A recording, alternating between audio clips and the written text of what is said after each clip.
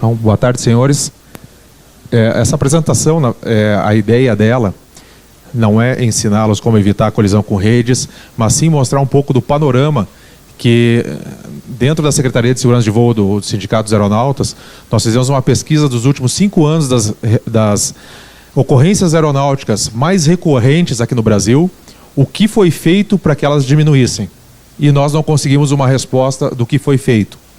Então, a nossa ideia foi trazer esse assunto, buscar também com vocês algumas ideias, sugestões, que alguns a gente já conversou aqui, o Rocha, já faz um tempo que a gente tem conversado sobre esse assunto, e mostrar qual que é o trabalho que nós pretendemos desenvolver para que se diminua a questão de ocorrências com colisão com redes. Então, um pouquinho da frota. Então, hoje o Brasil é o segundo país com a maior frota de aeronaves agrícolas. Os últimos dados que constam no RAB, que hoje são 2.035 aeronaves no Brasil, provavelmente esse número já tenha mudado. Em relação ao cenário atual, eu não sou piloto agrícola, nunca participei de uma operação aeroagrícola, e para isso, agora na última turma do curso de Seripa, eu acho que aqui de vocês, eu acho que ninguém participou do último curso. Fui fazer o curso de prevenção de acidentes aeroagrícolas para entender a operação, para poder me inteirar, porque como eu não opero aeroagrícola, tem coisas que provavelmente eu não saiba. As particularidades da aplicação, particularidades do voo em si, mas eu estou correndo atrás para tentar entender e para poder desenvolver um pouco mais esse assunto e a gente tentar chegar a uma solução ou pelo menos diminuir o número de ocorrências. Então a operação, a aeroagrícola é muito sensível a questões de logística, questão de pressão, meteorologia, cobrança do lavoureiro, cobrança do patrão, prazo de cumprimento e compromissos, os obstáculos físicos da área de aplicação, que é específico desse assunto que nós vamos comentar hoje, questão de pistas em mau estado, cobrança pessoal, autoafirmação. Isso aqui ontem, até durante o dia, conversando com os colegas, muito se fala, não, se tu não fizer aquela área, o outro faz, ou tu fica mais conhecido, principalmente quando tu entra para a tua primeira safra, tem que provar o quanto tu vale, o quanto tu é bom, para que queiram o teu trabalho. Então isso aqui acaba influenciando um pouco na operação, condições de aeronavegabilidade do avião, que depois o suboficial Milton vai falar dos fatores que mais contribuem para as ocorrências aeronáuticas. A questão da aeronavegabilidade também contribui, mas o maior, tanto na aviação agrícola quanto nas ocorrências aeronáuticas, o maior fator contribuinte é o fator humano. Então nós, como pilotos e os gestores daquele equipamento, somos o que mais somos suscetíveis a errar. E erro não é só questão de não, ele não cumpriu uma norma ou ele violou intencionalmente, mas erro acontece, só que nós não temos muita chance às vezes de ter uma segunda chance em virtude dos nossos erros.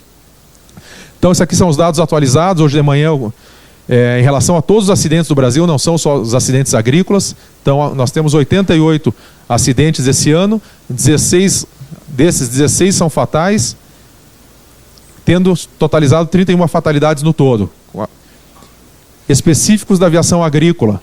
Então, essa aqui é a aviação, como todo, o número de 61 ele está desatualizado, que era de maio, esse número aqui, mas na aviação agrícola, até maio eram 29 acidentes agrícolas. Pelo dado hoje de manhã foram a 33 ou 34 já esse ano. Então, o número de acidentes tem tido uma tendência de cada ano que passa a aumentar as ocorrências. Específico de colisão com obstáculos. Então nós temos aqui, esse ano haviam sido 8, eu não pesquisei para hoje exatamente se aumentou esse número, mas o que importa é que a maioria dos acidentes, ou a maioria das ocorrências aeronáuticas com colisão com obstáculos, elas são fatais. Em relação à colisão com obstáculos, então, redes de alta e baixa tensão, que é o nosso foco hoje, e essas informações eu retirei do manual das melhores práticas na aviação agrícola, publicado pelo Seripa 5, e também resultado da análise dos relatórios finais de acidente dos últimos 5 anos. Diversos registros ao nascer e ao pôr do sol.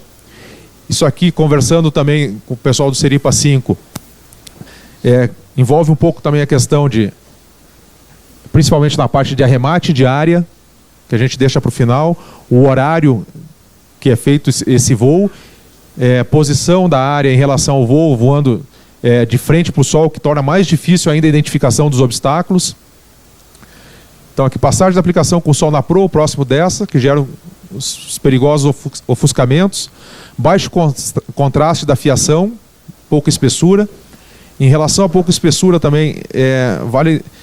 Eu não sei dos outros aviões, mas no Ipanema, pelo manual dele, um exemplo é que aquele facão, o corta-fio, né, do Ipanema, ele foi desenvolvido para suportar uma carga de até 400 kg força de fio.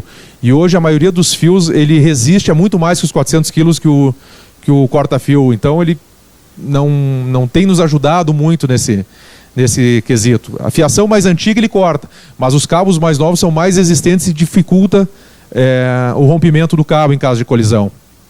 E também questão de voos prolongados e repetitivos. E depois, mais adiante, eu vou mostrar que muitos relatos de pilotos que felizmente sobreviveram às ocorrências, eles falam: eu sabia que tinha aquela rede ali. Eu fiz o planejamento do voo, eu reconheci a área, eu sabia. Mas eu esqueci, porque eu estava várias vezes fazendo aquela área, ou simplesmente eu me distraí, eu não esqueci. Eu lembrei do fio, mas fiquei preocupado com um bico que estava entupido, que fiquei cuidando para ver se ele estava dando a vazão que eu queria ou não, e foi um momento de descuido. Então aqui nós temos um pouco dos relatórios finais. Então, o piloto informou que tinha conhecimento da posição da rede elétrica.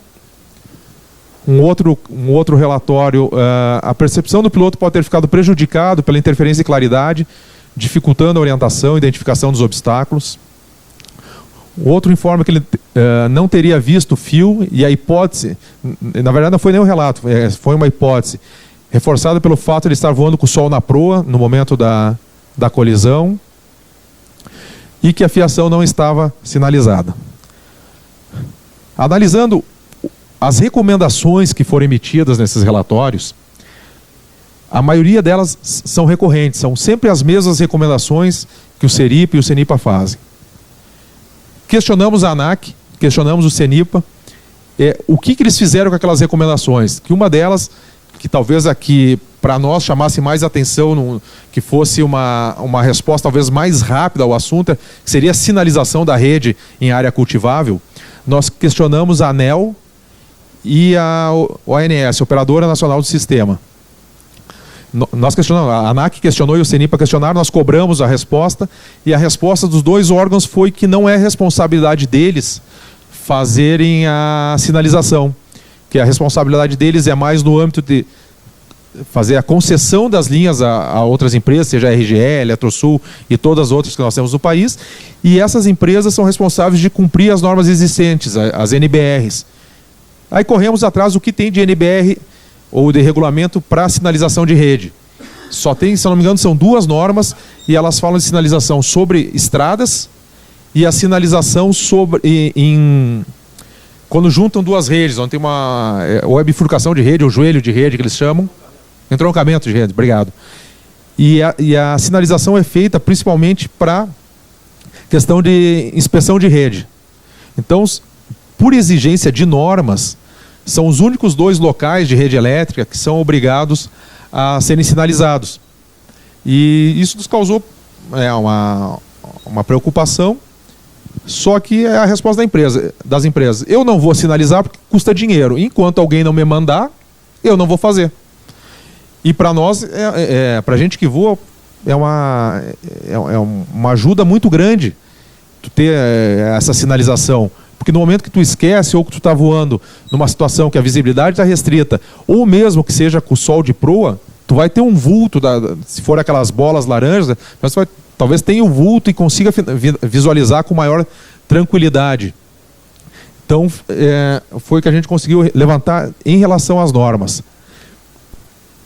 Então aqui tem eu não sei se vai dar para ver, que o vídeo, a qualidade não está muito boa. Vamos ver.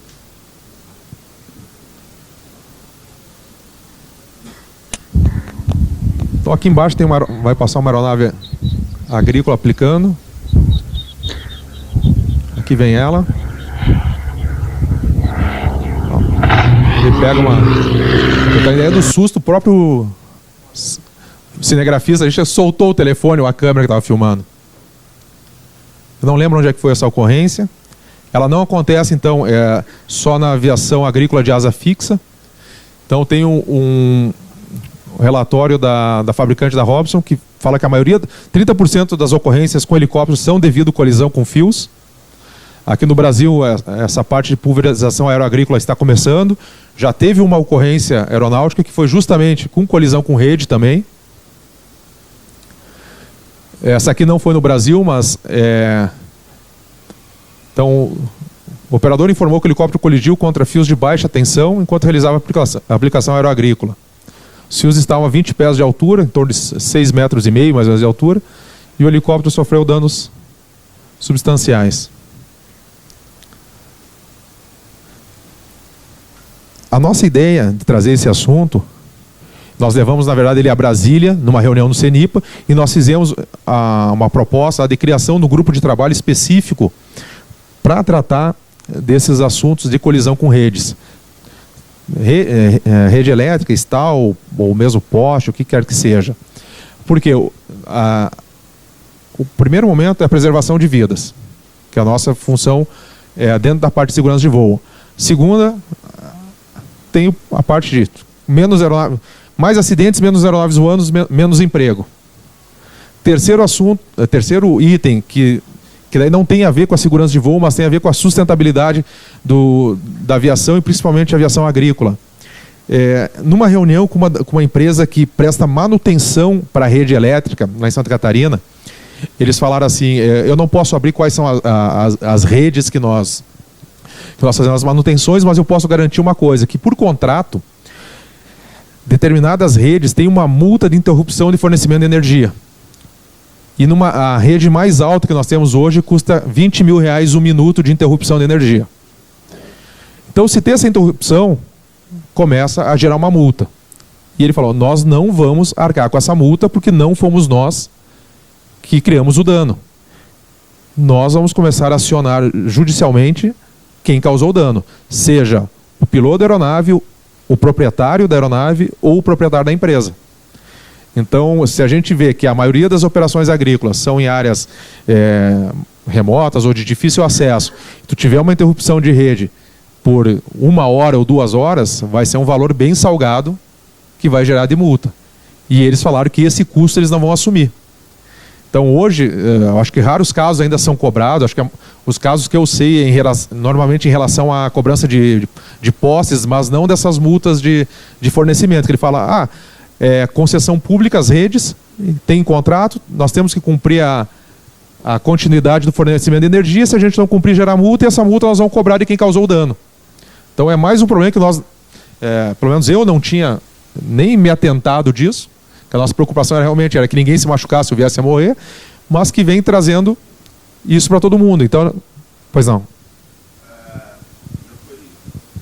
Aquele seguro obrigatório.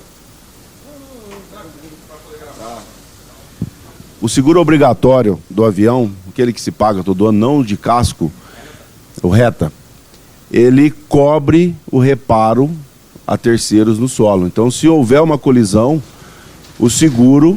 Tá? Você pode acionar o seguro reta e fazer o reparo. Agora, com essa relação à multa, eu acredito que não vai ter cobertura.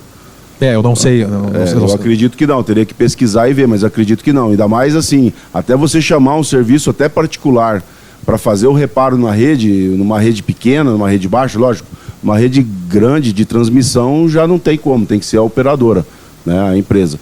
Mas numa rede baixa, mesmo sendo pública, você pode chamar uma empresa privada, vai lá efetuar o reparo, você paga e aciona o seguro. Tá? Agora, o tempo, dependendo da localidade de interrupção, se for começar a ter essa multa e gerar essa multa, vai ficar complicado realmente.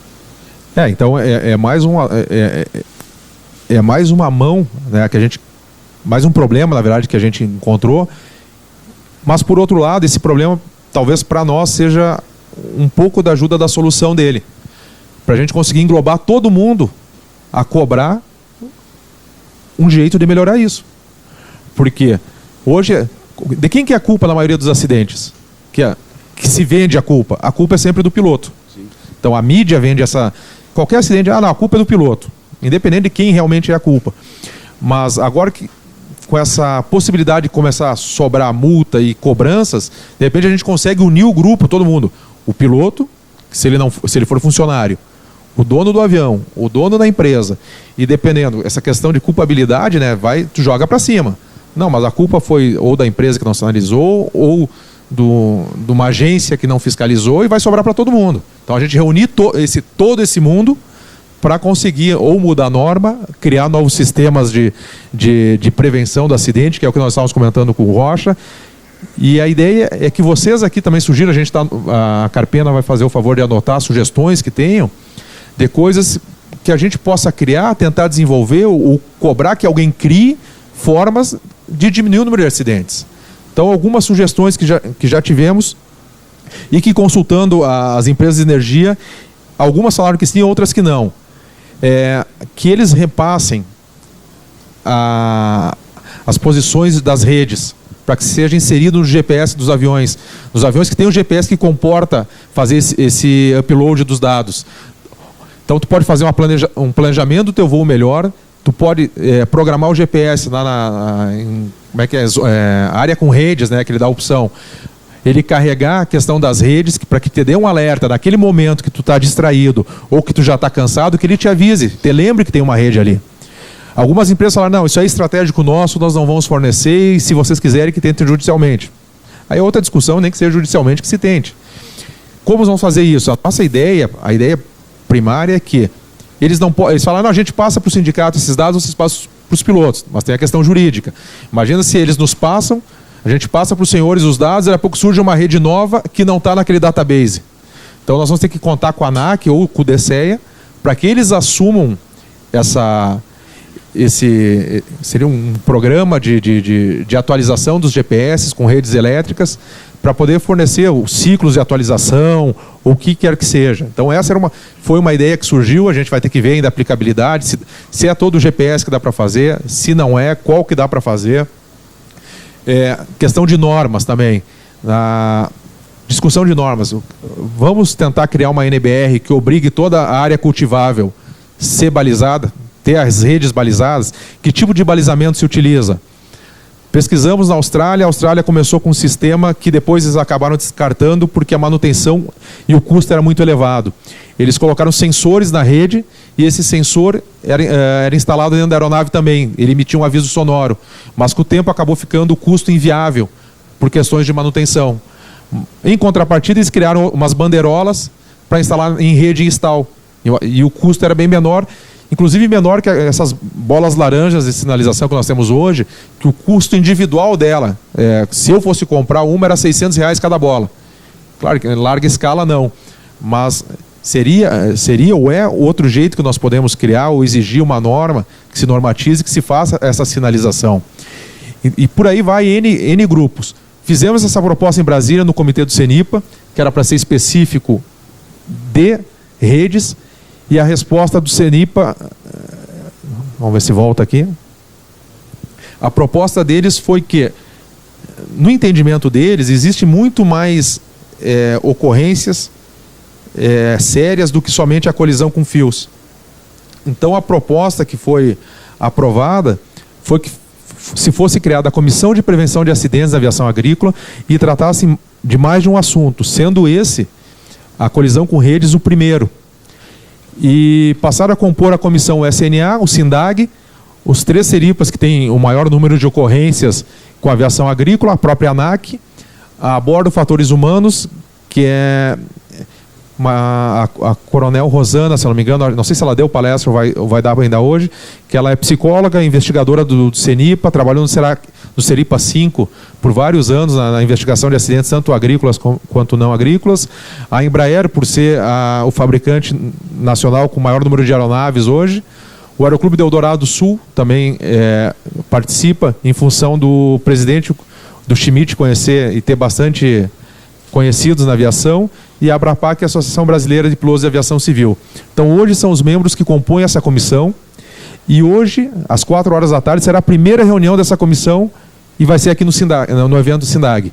Então essa comissão foi criada em final de maio, foi segurada a primeira reunião para coincidir aqui com o evento do SINDAG, já que o SINDAG faz parte do comitê e ele foi eleito o presidente do comitê, que inicialmente seria o SNA, e a gente pediu que o SINDAG fosse o presidente por representar as empresas e a gente entender que talvez para conseguir um engajamento maior seria interessante que o SINDAG presidisse essa comissão. Então hoje às 16h terá a primeira reunião para a gente definir quais serão aonde nós vamos começar a atacar primeiro. Se vai ser na legislação, exigindo a sinalização, se vai ser na questão de coleta de informações junto às concessionárias de energia elétrica.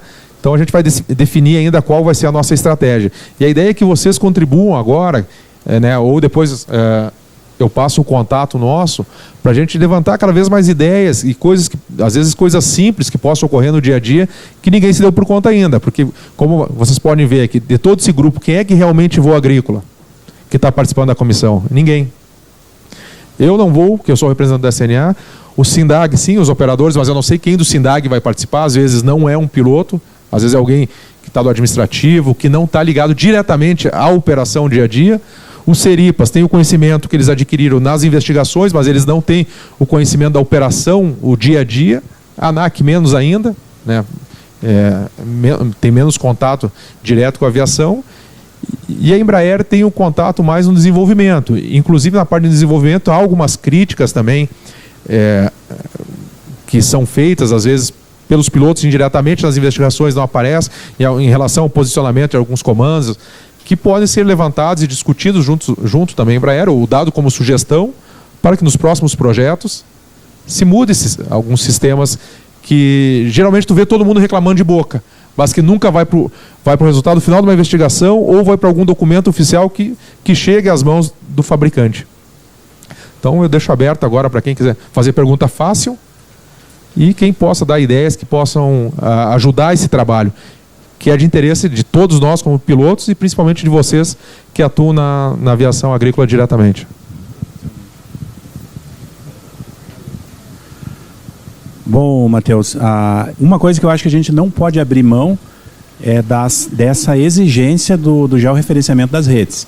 Porque hoje a gente tem formas, até tem um expositor ali, que tem um programa, e a gente não pode abrir mão que isso aí seja uma coisa sigilosa. Eu não sei se é através do operador ou se é da Operador Nacional do Sistema, mas eu acho que nem que seja judicial, mas a gente tem que ter direito a isso, Não pode exigir uma reserva de mercado, alguma coisa que não preserve a vida, Então acho que a gente ganharia facilmente isso. Não sei através de quem que entraria, se seria SINDAG, SNA, alguma coisa assim, Mas esse é um dos fatores que eu acho para a gente começar a solucionar esse problema, ou pelo menos amenizar. Sim, eu acredito que não seja tão difícil conseguir esses dados. Porque, se tiver que, digamos, judicializar essa disputa, tu tem uma justificativa, nós temos um motivo muito forte para a abertura desses dados, que é a preservação da vida humana, que é o princípio da Constituição brasileira.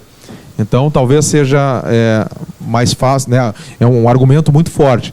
Agora, nós temos que ter também, quando conseguir esses dados, a confiabilidade desses dados, por questões de responsabilização. Mas eu acredito que, conseguindo isso, ele vai nos ajudar muito. Planejamento do voo e depois a execução realmente do voo com uma chance de ter uma maior consciência situacional, um maior alerta em relação à operação. Alguns países têm o cadastro de obstáculos, que tu consegue importar, tu se atualiza, vai botar uma torre, qualquer coisa, eu não sei a partir de que determinada altura, mas é obrigado a ter. Então, não se fala isso no Brasil, não se sabe isso, não só em relação a fios, Agora, com essa questão dos geradores eólicos, tem muita gente colocando antenas experimentais que são muito altas, para fazer leituras, e a gente não tem nada nesse sentido, Então, não sei aí qual seria o órgão, eu acho que a linha é uma coisa mais fácil, tu vai direto, Mas o resto do obstáculo não saberia se é a ANAC, quem que poderia... Eu acredito que com a composição do comitê nós tenhamos força para passar o assunto adiante. A gente consegue levantar e passar, seja para a ANAC, que é o governo, e ele passar para a agência responsável ou dar um outro encaminhamento que seja necessário. Sobre o programa que o amigo estava falando, que está exposto aqui no Congresso, o nome chama AgFlyer, ele é um aplicativo de celular, serve tanto no Android quanto no iOS. Eu estive conversando com um desenvolvedor, ele é piloto agrícola. A intenção dele é criar um GPS compartilhado entre pilotos, em que você vai até a área fazer, através deste programa você cadastra a rede que tem e os obstáculos relevantes e é compartilhado através do banco de dados do aplicativo. Então, se futuramente eu for fazer a mesma área que o companheiro for fazer, já está cadastrado e eu consigo planejar o meu voo da forma melhor para evitar um acidente aeronáutico. Então, e essa parte de cadastramento de rede, esse sigilo pode ser quebrado através de nós mesmos, utilizando uma ferramenta que o próprio piloto agrícola já desenvolveu. Acho interessante todo mundo passar na banca dele ali depois, a AgFlyer, e entender um pouco como é que funciona esse aplicativo. E a gente começar por aí, sem precisar recorrer a órgãos federais ou de qualquer espécie, implorando pelas informações. Através da nossa união, a gente consegue desenvolver um grande passo. Não, conseguimos, com certeza. Mas algumas coisas, falando do ponto de vista institucional, né, que a gente tem que ter cuidado, é a questão da responsabilização. Porque a gente vai passar uma informação e daqui a pouco tu começa a alegar que o teu acidente ocorreu porque aquela informação que tu tinha ali não estava atualizada. Então, essa é uma preocupação institucional, não só do SNA, mas acredito de toda a instituição. Então, por isso que a ideia era que nós conseguimos os dados oficiais e tivéssemos um banco, que nem nós temos a WAC, as cartas WAC de navegação. Não é o Matheus que desenhou e fez um resumo e passou para o Rocha ou para alguém, mas é um documento oficial do Estado. Então, vai ter a responsabilização e a conferência daquelas informações por parte do Estado. Infelizmente, é um processo mais burocrático e mais demorado. Mas daqui a pouco a gente faz a proposta é muito boa, mas às vezes pode acontecer de entrar nesse âmbito depois jurídico da discussão. Mas a ideia é que a gente possa aqui levantar o maior número de ideias e tocar adiante, ou mesmo validar o programa, que a ANAC ou o DCE diga, não, esse programa é confiável, pode utilizar, que a gente assina embaixo. Né? O importante é que a gente consiga resolver essa questão.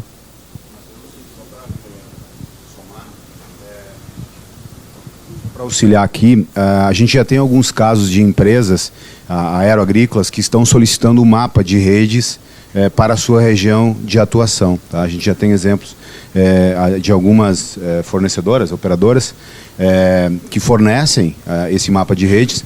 Algumas há necessidade de busca através de justiça, né? Mas eles são obrigados a fornecer o mapa de rede para as empresas aeroagrícolas. A gente já tem esse tipo de informação.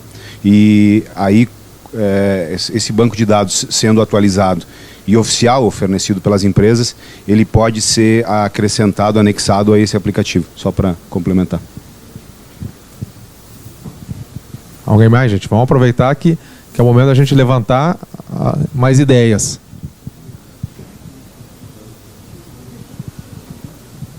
Bom, senhores, eu agradeço esses 30 minutos de atenção de vocês. Isso aqui é mais uma tentativa que nós vamos fazer para tentar reduzir o número de ocorrências de colisão com redes e depois os próximos problemas também que existem, os próximos fatores contribuintes que tem na aviação. Vamos tentar iniciar por esse. E é um esforço de todo mundo. Tem a parte de responsabilidade de cada um de nós como pilotos, e tem as questões que fogem do nosso alcance. E essas questões que fogem do nosso alcance que a gente vai tentar, dentro desse grupo, tocar adiante para melhorar sinalização, melhorar legislação e o que for preciso para que os acidentes tendam a diminuir. Obrigado, pessoal.